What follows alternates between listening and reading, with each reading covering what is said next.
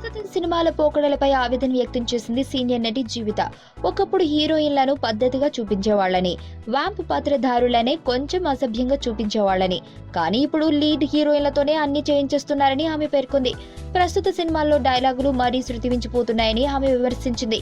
Junior NTR లాంటి గొప్ప హీరోతో టెంపర్ సినిమాలో చెప్పించిన డైలాగుల మీద ఆమె ఓ ఇంటర్వ్యూలో అభ్యంతరం వ్యక్తం చేసింది. ఒకప్పుడు సినిమాల్లో హీరోయిన్ వ్యాంప్ పాత్ర ఉండేది. ఆ పాత్రల మధ్య తేడా చూపించేవారు.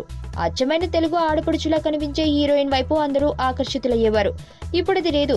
అన్ని హీరోయిన్ తేనే చేయిస్తున్నారు. హీరోయిన్లు కూడా వ్యాంప్ క్యారెక్టర్లు ఎందుకు, అన్ని మేమే చేస్తాం అన్నట్టు ఉంటున్నారు. పాత సినిమాల్లో ఐ లవ్ యూ అని ఒక పద్ధతి ప్రకారం ఆలోచించి డైలాగ్ చెప్పించేవాళ్ళు. కానీ ఇప్పుడు అది కామన్ వర్డ్ అయిపోయింది. ఒక సినిమాలో మా కుక్కలు క్రాసింగ్ వచ్చాయి అని హీరోయిన్ అంటే, కుక్కలైనా ఇక్కడ మేం కూడా క్రాసింగ్ వచ్చాం అంటాడు హీరో.